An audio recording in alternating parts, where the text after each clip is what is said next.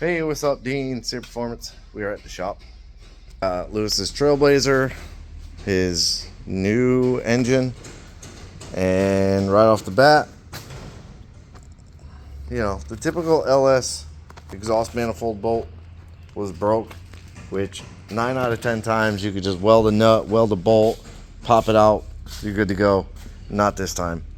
This was an absolute nightmare. So I got this piece out first, which is a screw extractor. You can see how the threads are the opposite way of the bolt. This is like one of those easy out deals. So they broke that off in there. I finally got that out. Then behind that, you can see the little tab right there. That is a helicoil. And that little tip down in there, try to keep it focused, is a drill bit, I'm pretty sure, that they broke. And here's the rest of the helicoil here. You can see how it's like a spring. And then this piece of the bolt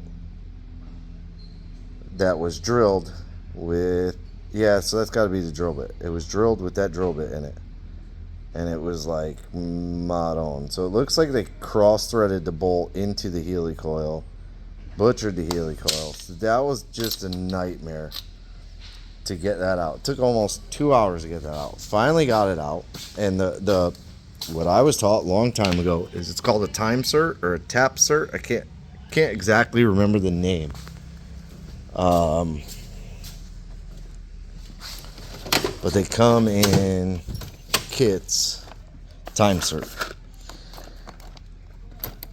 and you get it to a specific size thread. So luckily this is a 125 thread inside hole. I don't know the outside tap size. It's probably a 10 or something like that, but comes with the correct drill bit. So I put tape to mark my depth. Then it comes with the tap for the outside thread on this. Then this is like a countersink almost. You can kind of see how the teeth and it sinks it in. And then this is the insert tool that you thread into this, and you thread it all the way in. And that has, see that edge on the top that's larger? So that big flat spot there, and it has an edge on the top. So when you insert and tap this in, and you put a little thread locker on that so it doesn't back out, but when you screw this through, it swells it, from what I understand, it like swells it into the threads, and seats it really, really good. And that is a super strong, whereas the helicoil is like a spring. So the more you tighten it, and it'll stress the spring kind of thing and break it. Not the right way to do it. So luckily, I had an exhaust bolt. I have one over here. Luckily, that went pretty smooth. So now you see how the bolt kind of inserts. I can't see nothing. The bolt goes into the hole, like a couple of threads almost, and then threads in nice and smooth, and it's not all cattywampus crooked or nothing. So it goes in, gets nice and tight toward the end like it's supposed to. And you can almost, like, I've seen people use these on head studs, head bolts, and they fully torque them. Like, they actually will take the torque. So that's fixed, cleaned up. Then I noticed this valley cover has the PCV breather. That one that came out of the truck didn't. It just has the two valve cover ones, which that has them. So I'll probably either swap the covers over, or I'll find a plug to go in there, like a kind of like a freeze plug type of thing. I'll do something. I'll probably swap the cover though, to be honest. I already unbolted that one. I just got to clean it up. Then in the back of the truck were the headers, which this one has a crack right there. which is never a good thing when they have a crack. It usually means the tube is weakened. But the worst part is they are torched off, horrifying welds on them. He painted them black, but this will give you a better. Let me put this bolt back so I don't lose it. This is the Y pipe that connects everything. I mean, boogers of weld. And like pitted and but that what like you bit it.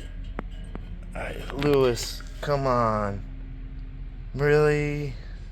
Like, I've never done nothing wrong to Lewis. I feel like he's punishing me because that pipe has been beat on.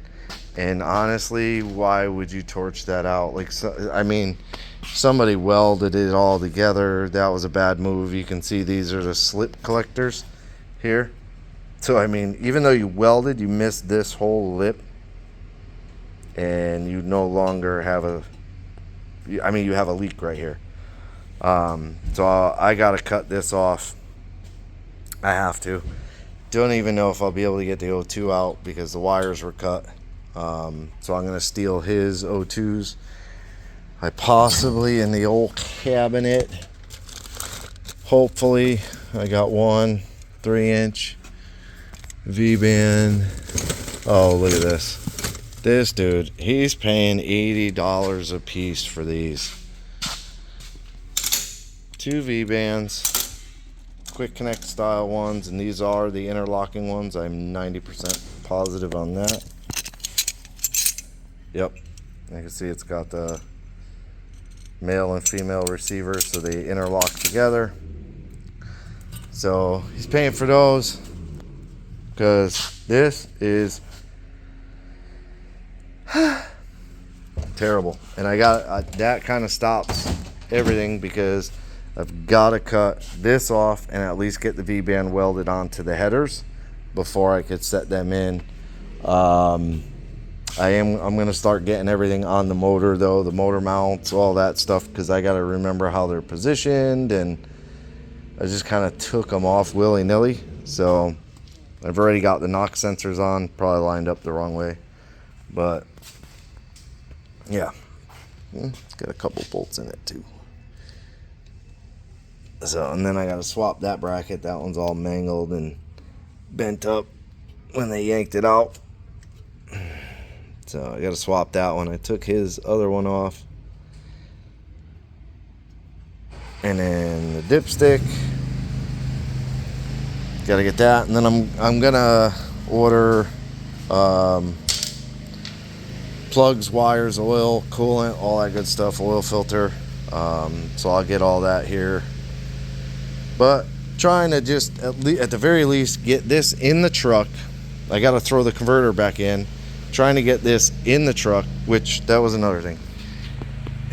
This is a remanufactured converter, which leads me to believe there's some markings on the bottom of the transmission, and it says 94K, and it has like an ATL something or other.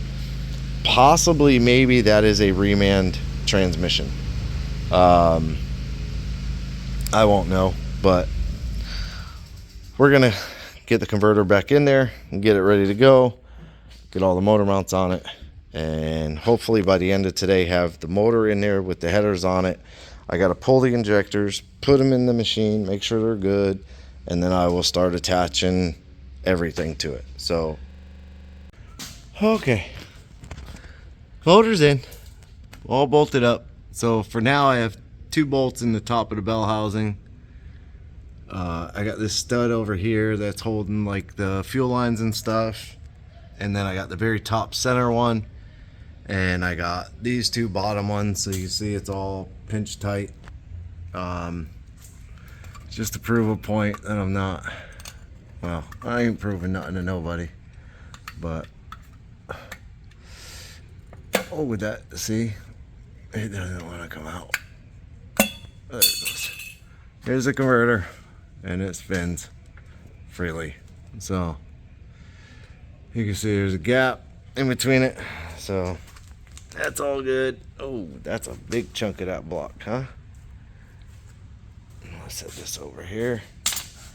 But I got the V-bands welded on both headers. Headers are in. The V-bands are welded on. I actually had to re-weld that one because that had a big crack around the O2.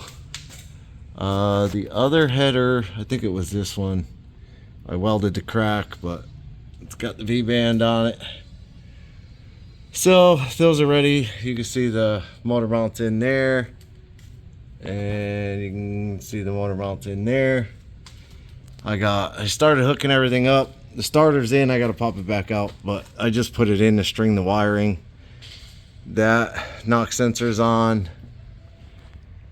It's basically all hooked up exactly except for this ground. I missed it, but all of these wires are in here. This is the AC that I gotta pull back out and click into the compressor, but it's all back loomed how it was originally. Yay. No front accessories on it yet, nothing on the top. The chain's off, but just getting it together. I have a mess. That is from the converter standing the motor up, so that sucks. But usually I take a bunch of cardboard, throw it down, and kind of soak up a lot of it, and then mop the rest. So put this back in here if I can. I'm pinching my finger. Jeez.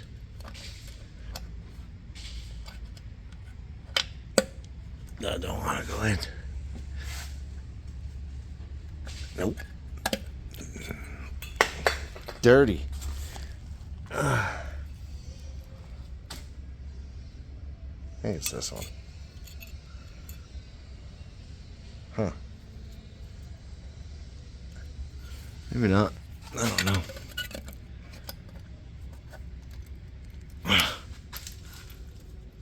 What the F? Yeah, we're gonna have to come back to this. It's gonna not go. Okay. Yeah, let's just, it's on the floor. I'll leave it, but we'll come back to that. So, yeah, he's got a bunch of parts in the trunk. So those are, I think, headlights. Then he's got the PCM of North Carolina radiator and electric fan thing. And then he brought me a new cam. I don't know, pretty nice of him. And then there's some other things, but he cuckoo if he thinks I'm putting all that on. Come on now, kid. So the exhaust is not horrific. It's all different material, like stainless, aluminized. It's not terrible. And then it's got a little bullet Flowmaster, which ain't gonna do much for him. Big old booger weld on there. Yeah. But it's on. So that Y pipe supposedly bolts right up to that. So we'll try to use that. I'm gonna have to extend the O2s. I know at least the driver's side, which this header's all bolted on. And that O2 plug is right there. So I'm not sure. That's about as far down as it comes. So I think I'm gonna have to extend that one. Maybe not. It might. I gotta take that one out. Might work. We'll have to see, but plugging along. It's late. It's super hot, and I am soaked in sweat. David came up and brought the harness, so I can plug that into there. I will trim that down as much as I can, but I'll use as much wires as I can, as many wires as I can, to make it kind of a factory, back to factory kind of deal. Also got the transducer in his fuel rail. So all that is done. There's the spacers. I didn't show them the other day. And then I just need to space the rail up a little bit. You can see it on that one. That tab's bent down a little bit. But real quick, I am going to take the injectors out of this intake and stick them in the machine. So it's kind of ready to go tomorrow because I'm leaving. I'm sweating. I'm dying over here. So appreciate you watching. Like, subscribe, hit the bell to be notified. New videos, leave me a comment. As always, have a good day.